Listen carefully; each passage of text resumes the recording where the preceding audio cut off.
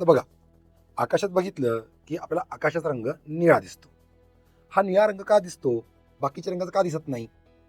हेच आपल्याला बघायचं आहे आपल्या कामाचं. काय होतं की आपल्या प्रकाशामध्ये 7 वेगवेगळे रंग आहेत. त्यातला सगळ्यात जास्त लांब म्हणजे सगळ्यात जास्त वेवलेंथ असणारा लाल रंग आणि सगळ्यात छोटी वेवलेंथ असणारा व्हायलेट किंवा त्याच्या बाजूचा असलेला ब्ल्यू. बरोबर, निळा आणि जांभळा.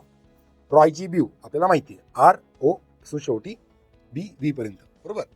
आता इथं होतं असं की आता मला सांगा, जर समोर कोणता अडथळा आला तर जो हट्टा कट्टा आहे तो साईडनं करून जाईल, तो डायव्हर्ट होणार नाही.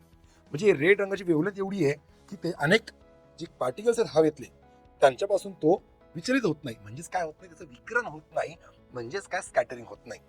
पण त्या मानानं या साईडचे म्हणजे आपल्या ब्ल्यू आणि व्हायलेट साईड जी आहे ना, ती छोटे विचार आहे, त्यांची वेवलेंथ त्यांची तरंग लांबी लहान आहे आणि त्यामुळं छोट्या सारी पार्टिकल कण हवेतला आला की त्यांचं स्कॅटरिंग होतं, ते विकिरण होतं आणि त्यामुळे ते जास्त पसरतात आणि आपल्याला तो रंग दिसतो. पण त्याच वेळी हा विचार तुम्ही केलाय का की सगळ्यात शॉर्ट वेवलेंथ तर व्हायलेटची आहे? हेच आपल्या कामाचं आहे. किंवा आकाश व्हायलेट म्हणजे जांभळं का दिसत नाही, ब्ल्यू का दिसतं, निळं का दिसतं? बरोबर आहे. आणि त्याच वेळी मग हा पण विचार केला का किंवा सूर्य मावळताना किंवा वरती येताना तो स्वतः कलर चेंज करतो, मग आकाश सुद्धा रेड ऑरेंज कलर दिसतं. मग तेव्हा ते रेड ऑरेंज का दिसतं? या प्रश्नाचं उत्तर सुद्धा आपल्या कामाचं आहे.